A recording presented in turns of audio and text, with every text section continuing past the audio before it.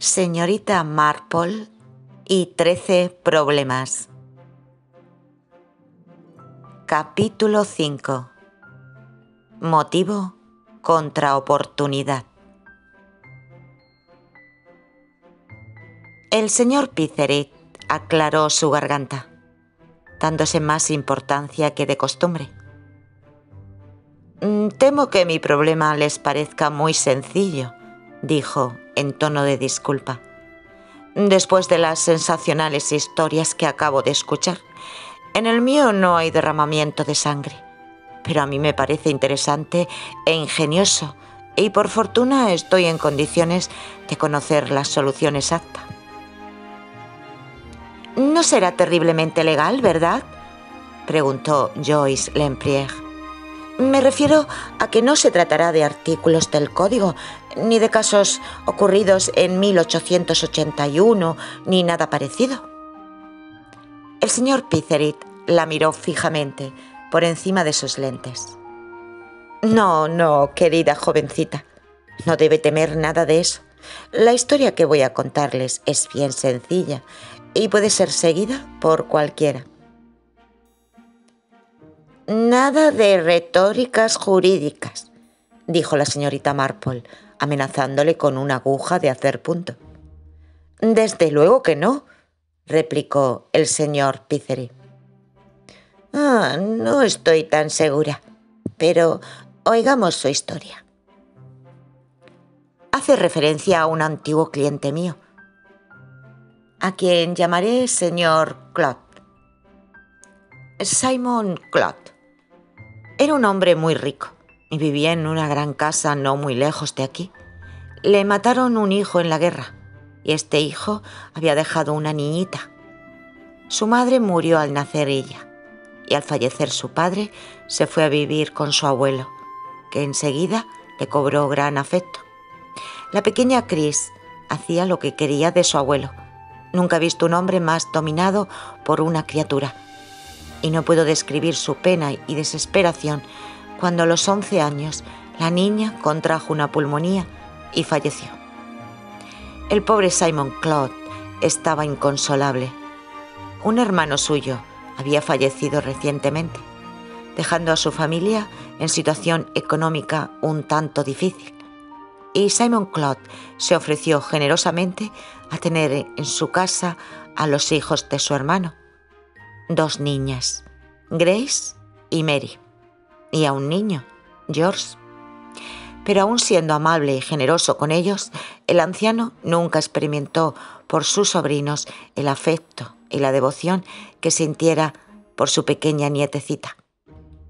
George Claude encontró un empleo en un banco y Grace contrajo matrimonio con un inteligente y joven investigador químico llamado Philip Garrott. Mary, que era una muchacha tranquila y reservada, continuó en la casa cuidando de su tío. Yo creo que le apreciaba mucho, aunque era poco expresiva. Al parecer, todo marchaba sobre ruedas. Debo decir que después de la muerte de la pequeña Chris, Simon Claude vino a verme para que le redactara un testamento. Según este, toda su fortuna, que era considerable, debía ser repartida en partes iguales entre sus sobrinos, es decir, una tercera parte para cada uno. El tiempo fue pasando. Al encontrar un día casualmente a George Claude, le pregunté por su tío, a quien no había visto por espacio de algún tiempo, y ante mi sorpresa vi que su rostro se ensombrecía. «Ojalá usted pudiera hacer entrar en razón a tío Simon», me dijo, dolido y preocupado. «Su espíritu comercial va cada vez de mal en peor». «¿Qué espíritu comercial?», pregunté, extremadamente sorprendido. Entonces George me lo contó todo. Como el señor Claude se había interesado en el asunto y cuando más lo estaba había encontrado casualmente a una medium americana, una tal Eurydice Sprague. Esta mujer, a quien George no vaciló en calificar de estafadora de primera, había logrado alcanzar una gran ascendencia sobre Simon Claude. Prácticamente estaba siempre en la casa, donde se celebraban muchas sesiones en las que el espíritu de Chris se manifestaba al crédulo abuelo. Debo confesar, antes de pasar adelante, que yo no soy de los que gustan de hablar de espiritismo con rencor o sarcasmo. Ya les he dicho que creo solo en la evidencia. Y por lo que me dijo George Claude de aquella Eurydice Sprague, me convencí más y más de que Simon Claude se hallaba en malas manos y que, probablemente, la señora Sprague era una impostora de la peor especie. El anciano, tan sagaz para los asuntos prácticos, estaba siendo fácilmente engañado en lo que se refiere a su afecto por su nietecita fallecida. Dando vueltas al problema en mi mente, cada vez me sentí más intranquilo. Yo apreciaba a los jóvenes Claude, Mary y George, y comprendí que aquella señora Sprague y su influencia sobre su tío podría acarrear complicaciones en el futuro. A la primera oportunidad que se me presentó, busqué un pretexto para visitar a Simon Claude. Encontré a la señora Sprague instalada en su casa como huésped de honor. En cuanto la vi, se confirmaron mis peores sospechas. Era una mujer robusta, de mediana edad, que vestía de un modo extravagante y que había intercalado frases como «nuestros queridos difuntos que han pasado a la otra vida» y cosas por el estilo. Su esposo estaba también en la casa. El señor Absalom Sprague era un hombre delgado, de expresión melancólica y ojos de mirada extremadamente fugitiva. En cuanto me fue posible, me llevé aparte a Simon Claude para sondearle con tacto sobre el asunto. Se mostró entusiasmado. Eurydice Sprague era maravillosa. Le había sido enviada como respuesta de sus plegarias. A ella no le importaba el dinero. Le bastaba la satisfacción de ayudar a un corazón atribulado. Y sentía un afecto completamente maternal por la pequeña Chris, a quien empezaba a considerar casi como una hija.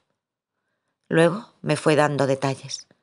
Como había oído la voz de Chris hablándole, diciéndole que estaba bien y feliz en compañía de sus padres. Continuó contándome otros sentimientos expresados por la niña, que me parecieron completamente falsos al recordar a la pequeña Chris, que ya había dicho que su papá y su mamá querían mucho a la querida señora Sprague. «Pero desde luego usted se burla de estas cosas, Pitherick», me dijo. «No, no me burlo, nada más lejos de mi intención». Simon continuó ensalzando a la señora Sprague. Le había sido enviada por el cielo.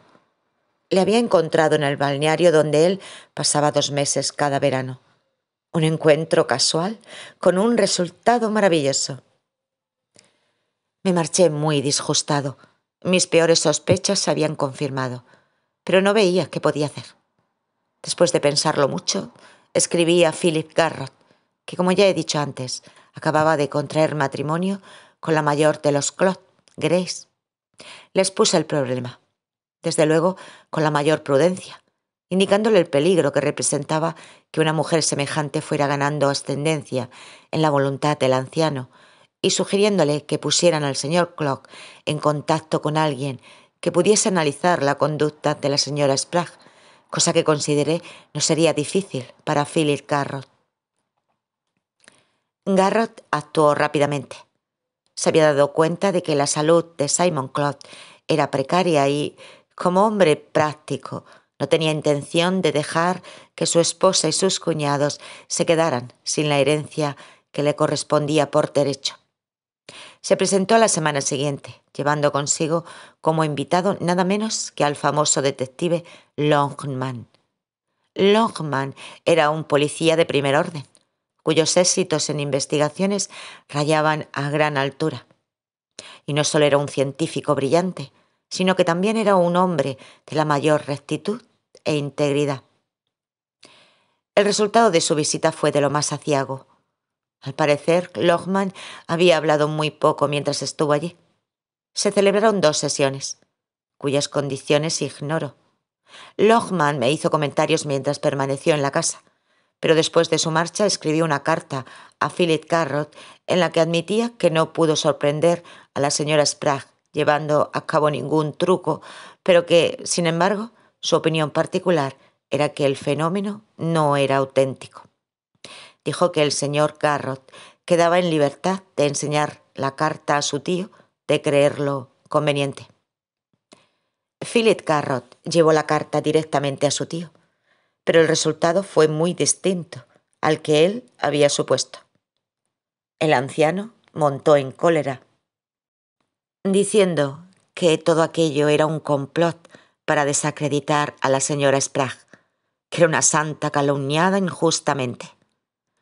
Ya le habían informado de la envidia que le tenían en aquel país e hizo resaltar el que Lohmann dijera que se veía obligado a confesar que no logró sorprenderla realizando ninguna superchería. Eurydice Sprague había aparecido a su lado en las horas más negras de su vida para darle aliento y ayuda, y estaba dispuesto a defender su causa, aunque ello significara tener que romper con todos los miembros de su familia.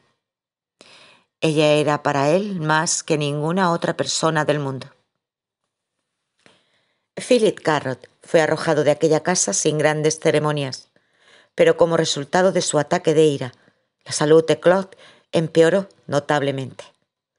Durante el último mes había estado en cama casi continuamente y cabía la posibilidad de que no pudiera volver a levantarse hasta que la muerte le liberara. 2 días después de la partida de Philip, recibí una llamada urgente y acudí a la casa a toda prisa. Claude estaba en cama y parecía muy enfermo. Apenas podía respirar. «Este es mi fin», me dijo. «Lo siento. No discuta conmigo, Fitzroy. Pero antes de morir quiero cumplir con el único ser humano que ha hecho por mí lo que nadie. Deseo hacer otro testamento». «Muy bien», le dije. «Si me da instrucciones, le redactaré uno y se lo enviaré para que lo firme». «Sería inútil», replicó. «Pues es posible que no pase de esta noche. Aquí he escrito lo que deseo». Buscó debajo de su almohada. «Y usted dirá si está como es debido». Sacó una hoja de papel en la que aparecían burdamente escritas unas pocas palabras en lápiz. Era sencillo y estaba bien claro. Dejaba 5.000 libras a cada uno de sus sobrinos y el resto de sus vastas propiedades a Eurydice Sprague como prueba de gratitud y admiración. No me gustó nada, pero allí estaba. No cabía la posibilidad de que hubiera perdido la razón. El anciano estaba completamente cuerdo. Hizo sonar el timbre para llamar a las criadas, que acudieron prontamente. El ama de llaves, Emma Gowan, era una mujer de mediana edad y elevada estatura que llevaba muchos años al servicio de Claude. Con ella vino la cocinera, una mujer joven y frescachona de unos 30 años. Simon Claude las contempló a las dos bajo sus pobladas cejas. «Quiero que atestiguéis mi testamento. Emma, tráeme mi pluma estilográfica». Emma se aproximó obediente al escritorio. «En el cajón de la izquierda no», dijo el viejo Claude irritado. «¿Es que no sabes que está en el de la derecha?» «No, está aquí, señor», replicó Emma, sacándolo. «Entonces debes haberla guardado mal la última vez», gruñó el anciano. «No puedo soportar que las cosas no estén siempre en su sitio». Todavía refunfuñando, tomó la pluma de su mano y cogió su papel. Luego firmó, así como también Emma Gowan y la cocinera, Lucy Dabut. Yo doblé el testamento y lo introduje en un sobre azul. Comprendan que, por necesidad, el testamento había sido redactado en una hoja de papel corriente. Cuando las dos mujeres se disponían a abandonar la habitación, Claude se desplomó sobre las almohadas, respirando entrecortadamente y con el rostro descompuesto. Me incliné sobre él con ansiedad Ian McGowan volvió junto al lecho. El anciano se recobró, sonriendo débilmente. Estoy bien, no se alarme, Pitherick. De todas formas, ahora que he hecho lo que deseaba, moriré tranquilo. Ian McGowan me miró interrogadoramente, como si me pidiera permiso para abandonar la habitación. Le hice un gesto de asentimiento y salió, deteniéndose primero para recoger el sobre azul que yo había dejado caer al suelo en el momento de mi sobresalto. Me lo entregó y cuando lo hube guardado de nuevo en mi bolsillo, se decidió a marchar. «Está usted preocupado, Pitherick», me dijo Simon Clodd. «Está predispuesto en contra suya como todo el mundo». «No es cuestión de prejuicios», repliqué. «La señora Sprague puede ser todo lo que ella dice, y no vería inconveniente en que le dejara un pequeño legado como recuerdo agradecido, pero se lo digo con franqueza, Clodd, es una equivocación desheredar a los de su propia sangre por favorecer a una extraña». Y dicho esto, me volví para marcharme. Había hecho todo lo posible para demostrar mi protesta. Mary Clodd salió del salón y se reunió conmigo en el recibidor. «Tomará el té antes de marcharse, ¿verdad? Pase usted, haga el favor». Y me introdujo en el salón. En el hogar ardía un alegre fuego y la estancia resultaba cómoda y acogedora. Me ayudó a quitarme el abrigo mientras su hermano George entraba en la habitación. Lo cogió de sus manos dejándolo sobre una silla al otro extremo del salón. Y luego vino a sentarse junto al fuego, donde tomamos el té. Durante la comida había surgido una pregunta acerca de un asunto referente a la hacienda y Simon Clodd dijo que no quería preocuparse por ello y que dejaba a Clodd en libertad de decidir. George no se atrevía a confiar en su propio juicio y después del té pasamos al despacho para que yo echara un vistazo a los papeles en cuestión. Mary Clodd nos acompañó. Un cuarto de hora más tarde me dispuse a marchar y recordando que había dejado mi abrigo en el salón, entré a buscarlo.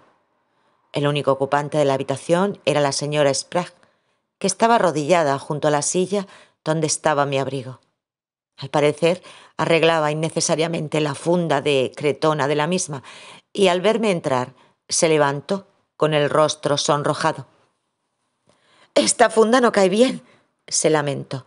«Dios mío, yo hubiera sabido hacerla mejor». Cogí mi abrigo y me lo puse, y al hacerlo observé que el sobre que contenía el testamento se había salido del bolsillo y estaba en el suelo. Volví a meterlo en él y tras despedirme me marché.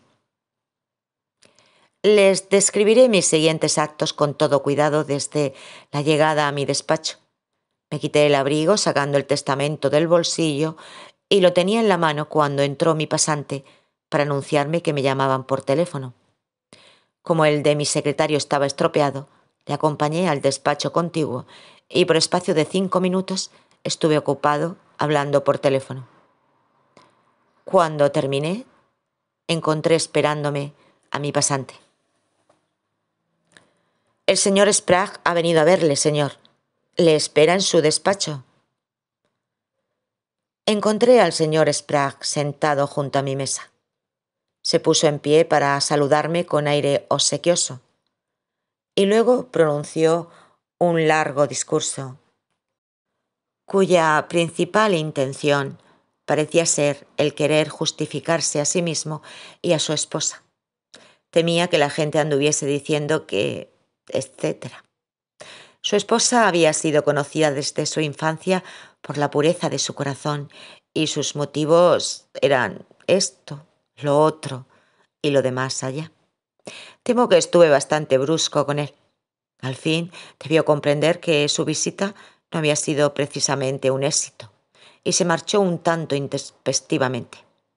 Entonces recordé que había dejado el testamento encima de mi mesa y cogiéndolo sellé el sobre, escribí unas palabras en él y lo guardé en la caja fuerte. Ahora viene el punto crucial de mi historia. 2 meses más tarde falleció Simon Clodd. Me limitaré ahora a los hechos concretos.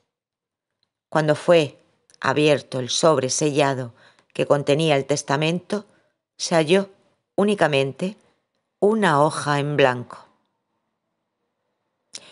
Hizo una pausa para contemplar el círculo de rostros interesados, sonriendo con cierto regocijo. ¿Se dan cuenta, verdad? Por espacio de 2 meses, el sobre sellado había permanecido en mi caja fuerte y, por lo tanto, no pudo ser cambiado. No, el tiempo límite fue muy corto. Desde el momento en que fue firmado el testamento hasta que yo lo guardé en la caja fuerte. Ahora bien, ¿quién tuvo oportunidad y quién se beneficiaba con ello? Recogeré los puntos principales en un breve sumario. El testamento fue firmado por el señor Claude y colocado por mí dentro del sobre. Mi abrigo fue recogido por Mary y entregado a George, a quien no perdí de vista mientras lo colocaba en la silla. Durante el rato que yo permanecí en el despacho, la señora Eurydice Spragg hubiera tenido tiempo de sobra para sacar el sobre del bolsillo de mi abrigo, leer su contenido y, a decir verdad, el hecho de encontrar el sobre en el suelo y no donde yo lo dejara, parece indicar que así lo hizo.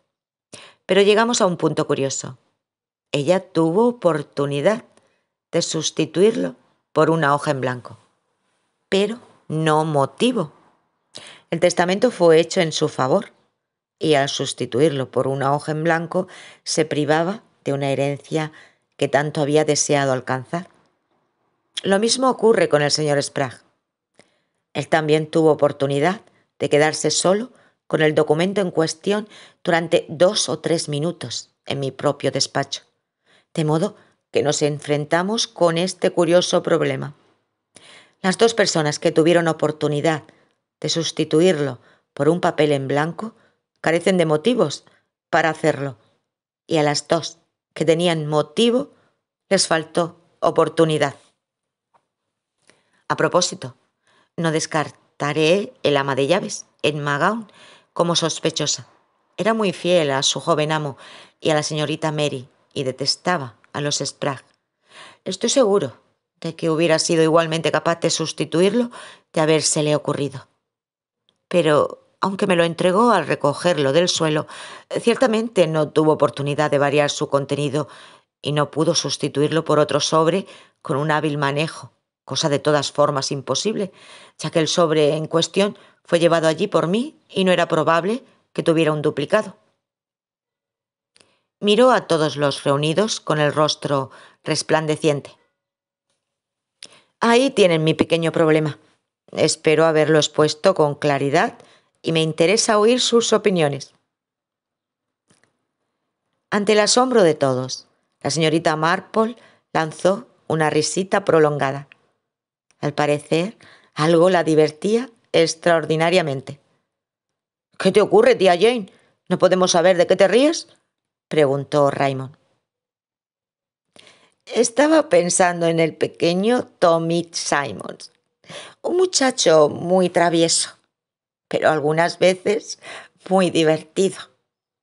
Es uno de esos niños de cara inocente que siempre andan tramando una diablura u otra. Recordaba que la semana pasada, en la escuela dominical, dijo: «Maestra, ¿se dice la yema del huevo es blanca o la yema de los huevos son blancas?» Y la señorita Durston explicó que todo el mundo diría: «Las yemas de los huevos son blancas» o «La yema del huevo es blanca». Y el travieso Tommy replicó: «Bueno, yo diría que la yema del huevo es amarilla». Desde luego fue una diablura y más antigua que las montañas. Yo lo sabía desde pequeña. «Muy divertido, querida tía Jane», dijo Raymond en tono amable, «pero sin duda no tiene nada que ver con la interesantísima historia que nos ha contado el señor Pitherick». «Oh, sí que tiene que ver», replicó la señorita Marple.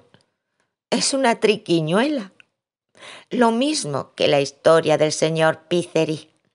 y tan propia de un abogado. Ah, mi querido amigo. Y meneó la cabeza con aire aprobador. Me pregunto si lo sabe usted realmente, dijo el abogado, guiñándole un ojo. La señorita Marple escribió unas palabras en un pedazo de papel y se lo entregó. El señor Pitherick lo desdobló y al leer lo escrito por ella, lo miró apreciativamente. Mi querida amiga, le dijo, ¿es que hay algo que usted no sepa? Lo sabía desde niña, repuso la señorita Marple, y también la empleé varias veces. Yo me siento desorientado, intervino Sir Henry. Estoy seguro de que el señor Pitherick ha hecho uso de algún truco jurídico. En absoluto, replicó el aludido. En absoluto. Es perfectamente justo. No deben prestar atención a la señorita Marple, que tiene un modo muy especial de ver las cosas. Deberíamos desentrañar la verdad, dijo Raymond West, un tanto molesto. Los hechos parecen bien sencillos. 5 personas tocaron el sobre. Es evidente que los Sprague pudieron efectuar la sustitución, mas es igualmente manifiesto que no lo hicieron. Quedan otros 3. Ahora bien, considerando las maravillas que los prestidigitadores realizan para efectuar cualquier escamoteo ante nuestra vista, me parece que el papel pudo ser extraído del sobre por George Cloud y sustituido por otro mientras llevaba el abrigo al otro extremo de la habitación para guardarlo. Pues yo creo que fue la joven, replicó Joyce. El ama de llave bajaría a toda prisa a decirle lo que estaba ocurriendo y buscaría un sobre azul, limitándose a cambiarlo por el otro. Sir Henry meneó la cabeza. No estoy de acuerdo con ninguno de los dos, dijo despacio. Los prestidigitadores hacen cosas semejantes, pero solo en las novelas y en la escena, ya que son imposibles en la vida real, especialmente ante una mirada astuta de un hombre, como mi amigo Pitherick. Pero tengo una idea, es una idea y nada más. Sabemos que el detective Longman fue a hacerles una visita y se habló muy poco. Y es razonable suponer que los Sprague estuvieran ansiosos de conocer el resultado de esta visita. Si Simon Cloud no les dijo lo que proyectaba, cosa muy probable, pudieron creer que habían enviado a buscar al señor Pitherick por un motivo muy distinto. Tal vez creyeron que el señor Clock había hecho ya testamento en beneficio de Eurydice Sprague y que en este caso expresaba el deseo de negarle toda participación en él como resultado de las revelaciones del detective Longman. O cabe la alternativa, como dicen ustedes los abogados, de que Philip Carrot hubiera impresionado a su tío reclamando los derechos de la propia sangre. En este caso, supongamos que la señora Sprague se dispusiera a efectuar la sustitución. La lleva a cabo, pero la entrada del señor Pitherick en el momento crítico le impide leer el documento auténtico y se apresura a quemarlo por si el abogado descubriera su pérdida. Joyce meneó la cabeza, en ademán de ostensible determinación. No lo hubiera quemado nunca sin leerlo. La solución es bastante endeble, admitió Sir Henry. Supongo que el señor Pitherick nos encargaría de hacer de providencia. La sugerencia fue hecha en todo festivo, mas el abogado se rió con aire ofendido. Es un comentario altamente impropio, dijo con cierta aspereza. ¿Qué dice el doctor Pender?, preguntó Sir Henry. No puedo decir que tenga ninguna idea. Yo creo que la sustitución pudo ser efectuada por la señora Sprague o su esposo, por el motivo indicado por Sir Henry. Si ella no leyó el testamento hasta después de la marcha del señor Pitherick, debió encontrarse en un dilema, ya que no podía rectificar su intervención en el asunto. Posiblemente lo colocaría entre los papeles del señor Cloud con la esperanza de que fuese encontrado después de su muerte. Pero lo que ignoro es por qué no fue encontrado. Pudiera ser que Emma Gowne lo encontrase y llevada de su devoción por sus jóvenes amos, lo destruyera deliberadamente. Creo que la solución del doctor Pender es la mejor de todas, dijo la joven. ¿Fue efectivamente así, doctor Pitherick? El abogado negó con la cabeza. Continuaré a partir del punto en que lo dejé. Yo estaba tan perplejo y despistado como todos ustedes, y no creo que hubiese adivinado nunca la verdad. Probablemente no lo habría hecho, pero me lo hicieron ver, y de un modo muy inteligente. Cosa de un mes más tarde, fui a cenar con Philip Garrott, y durante el transcurso de nuestra sobremesa, él mencionó un caso muy interesante que acababa de llegar a su conocimiento. Me gustaría contárselo, Pitherick, de un modo confidencial, por supuesto, me dijo. Desde luego, repliqué. Un amigo mío que esperaba heredar a uno de sus parientes sufrió una gran decepción al descubrir que su deudo tenía intención de beneficiar a una persona totalmente inmerecedora de ello. Mi amigo, según me temo, no es muy escrupuloso en sus métodos, y en la casa había una doncella fiel a los intereses del que llamaremos parte leal. Mi amigo le dio unas instrucciones bien sencillas, entregándole una pluma estilográfica debidamente cargada que debía colocar en un cajón de su escritorio, pero no en el que acostumbraba a guardarla. Si su amo le pedía que atestiguara su firma de cualquier documento y le pedía que le trajera la pluma, ella no debía entregarle la suya, sino aquella, que era un duplicado exacto. Eso era todo lo que tenía que hacer, y no le dio más detalles. Era una doncella fiel, y cumplió sus instrucciones al pie de la letra. Se interrumpió para decirme: «Espero no estarle cansando de mi prolijidad, Pitherick». «En absoluto», repliqué. «Me interesa muchísimo todo lo que dice». Nuestros ojos se encontraron. «Desde luego, mi amigo le es completamente desconocido», dijo. «Completamente», le contesté. «Entonces, magnífico», replicó entusiasmado Philip Garrott. ¿Comprende el caso? La pluma estaba cargada con lo que vulgarmente llamamos tinta invisible, una solución de almidón y agua a la que se han añadido unas gotas de yodo. Esto produce un líquido azul oscuro, pero la escritura desaparece por completo a los 4 o 5 días. La señorita Marple rió por lo bajo. «Tinta invisible», dijo. «La conozco. Muchas veces he jugado con ella siendo niña». Y les miró a todos con el rostro resplandeciente, deteniéndose para amenazar con el dedo al señor Pitherick una vez más. «Pero de todas formas es una triquiñuela, señor Pitherick», le dijo, «muy propia de un abogado».